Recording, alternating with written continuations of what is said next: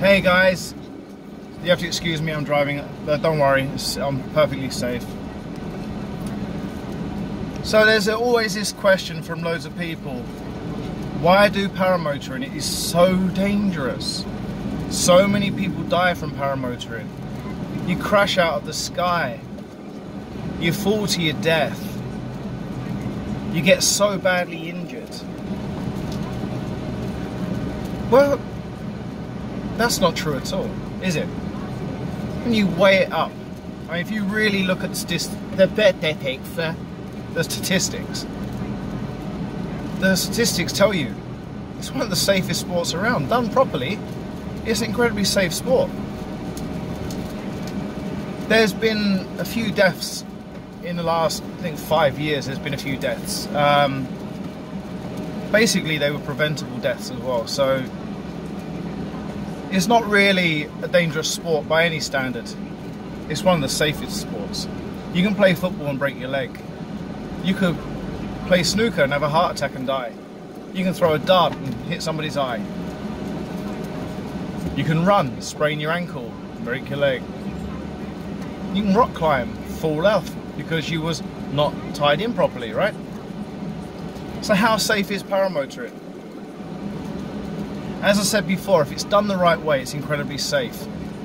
What is safe? What is the safe thing? Let's break it down. Safety. What is safety? Safety is about learning properly, doing it right. You got two ways of doing paramotor. One is doing lessons, and the other is not. Paramotoring basically is three things. It's a wing that you need to learn to fly. It's an engine that you need to learn to control. And it's running, because you need that to take off and land. Now, you don't need to be taught how to run, so there's one thing that's already cleared. But you do need to know how to run with control, because a paramotor pushes you. You don't really run. What happens is the paramotor pushes you forward. As it pushes you forward, obviously you need to keep up with it. The more power you put into your run, because you're putting the paramotor power on, the faster you're going to go. Now, with paramotoring, if you do this properly, if you do the sport properly, normally 5 to 6 steps and you're airborne with a good sized wing. 10 to 15 steps if you've got a like a low weight wing, a fast wing, something with a bit of oomph to it. So you got all these little things like that. Okay, so let's have a look at that again. People could fly 16-meter wings that are 100 kilos with a big engine on it too. It's not about the size of the wing so much, that's about drag.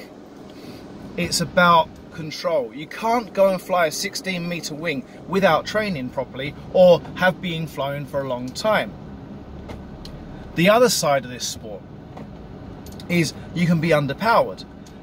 You could be flying an Atom 80 top 80, which is a brand of paramotor, and the thrust that it gives you, although it's powerful on the ground and it feels really powerful on your back, if you're using a small wing and you're a big person and an Atom 80 or a top 80 or so on, a low powered engine, you're going to be basically full throttle the whole time to keep yourself airborne. I mean, it's just not advisable to really do that if you're a big person. It's not that you can't do it. There are definitely size limitations. But the fact is, if you're underpowered, you're not going to do it right. Then we get another thing. You got the other side of this, the side that's more dangerous. It's the acro side of it, the aerobatics. Basically, the ability to do wing overs, sharp turns, power turns. Some have started doing barrel rolls, and I mean, I don't do that. I won't even dare get into that. My legs will go flying for a start. But this is where most accidents happen. It's either the takeoff, because you fall over, you trip over, you can't keep up. The landing, you got sort of three ways. You land on your feet, you butt land, or you land on your butt, or you landed well and then you turtle where you fall back on your engine. Unless you're flying a trike, which we'll get to in another conversation. So, you know, the thing that happens is if you do low acro is, like I said, flying sharp turns and stuff, but you do it really low to the ground and you get a slight issue, a wing snag, or the airflow is not perfect, and all of a sudden you start nosediving yourself, and that will create the nasty accidents that you've heard about or believe that this sport's all about. Basic safe flying is exactly that. It's basic and it's safe, and eventually you learn to do more acro stuff, but you can only fly to what your wing allows you to fly. You can only fly to what your level of your engine allows you to fly, and most importantly, you can only fly to what your skill level tells you you can fly. And these are the issues that many people forget, that they think that they're going to get in a paramotor, they're going to wing over on day one, they're going to do sharp turns, they're not interested in the really good boring flying that teaches you to be a good pilot. Oh no, they want to do the wing overs and they get it all wrong because they've not done it right. You can do lots of research on how to fly, like doing the self-trained. You can do lots of YouTube research, but at the end of the day, when you learn to fly, it's like anything you normally do. Do you get in a car and walk into a car and go drive it down the motorway? You do not, because it's better to be taught. And it's also GTA, Grand Theft Auto, because you're not allowed to do that. The people that are self-taught, there's some amazing pilots out there. There are also some pilots with some very bad habits. And the idea of training is to get you away from the bad habits. The most important thing, if you are going to self-train, is learn to kite your wing.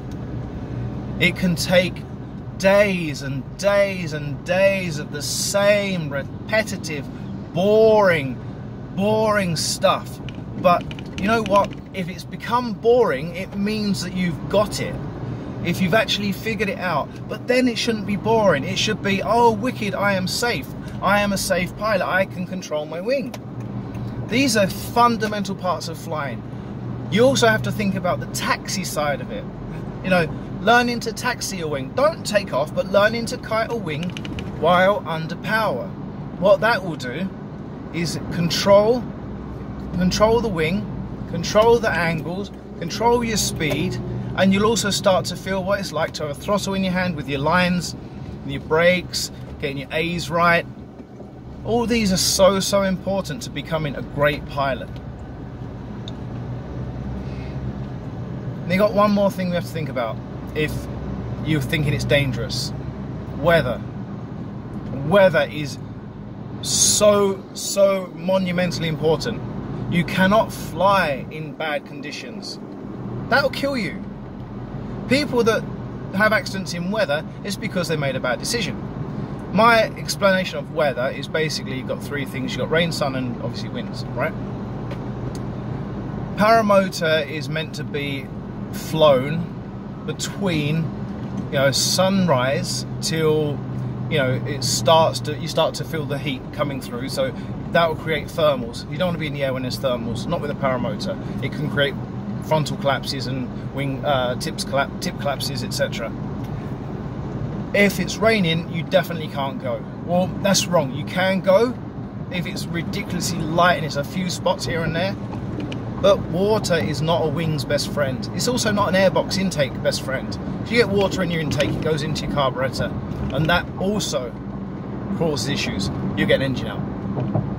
But the weight of the water in your wing, on your wing, soaked into your wing, that doesn't create a wing anymore. It's basically one hell of a big anchor and a very hard thing to fly. So the first sign of water, you want to get out of the sky and take refuge somewhere. Ideally save your wing.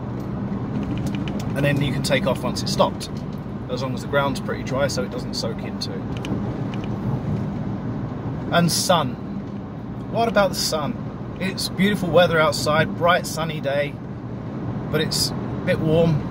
Nah, it's perfect flying. The wind's amazing. Well, what happens, the heat comes from the sun, it heats the ground up, and then you get thermaling. The thermals are a nightmare. Thermals are not your best friend in paramotor. Paragliding, they're fantastic. you learn to soar in thermals. Basically, a thermal is hot air mixing with the cold air and rising up in a circular motion.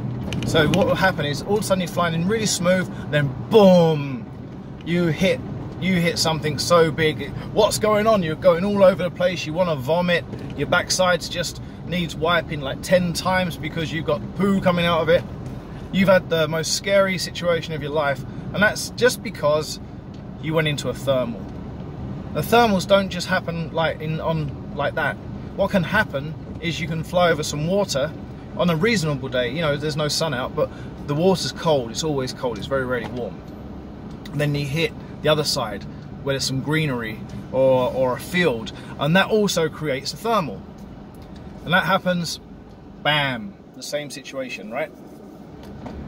And the final situation that can be dangerous, wind. Let's go into wind very quickly because I've spent a bit of time talking already. Wind is your enemy, but it's also your best friend.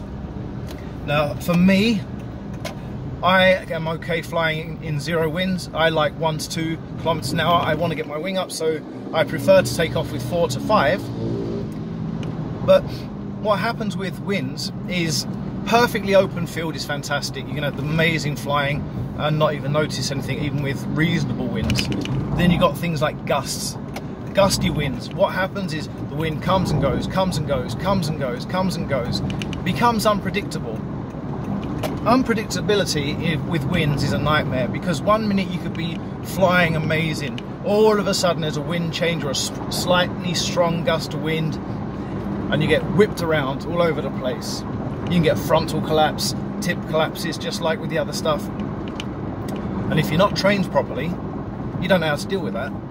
And then you panic, slam your brakes on, all of a sudden, bam, you're falling out the sky, you're starting to spiral dive. Oh no, how'd you get out of it?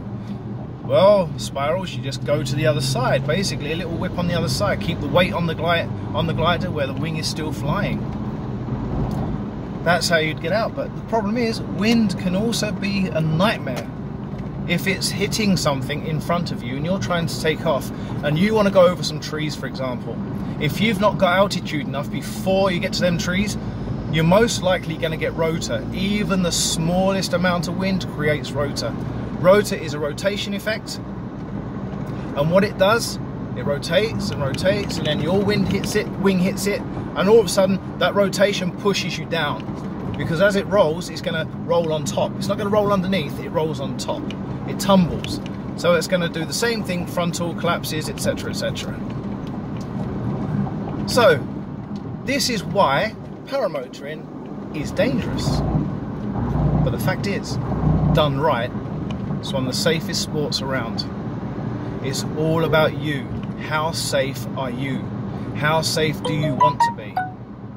Are you going to be that guy that self-trains but gets it right? Are you going to be that guy that self-trains and doesn't listen and gets it wrong? Are you going to be the guy that pays out fortune and learns the right way? Are you going to go to somebody who's unlicensed and blame everybody else who went wrong? It's all about you. I hope that you have a great day, everybody. I hope you found this quite entertaining. And don't forget, like, subscribe, and you may win one of my t-shirts. Have a great day, everybody. Bye bye.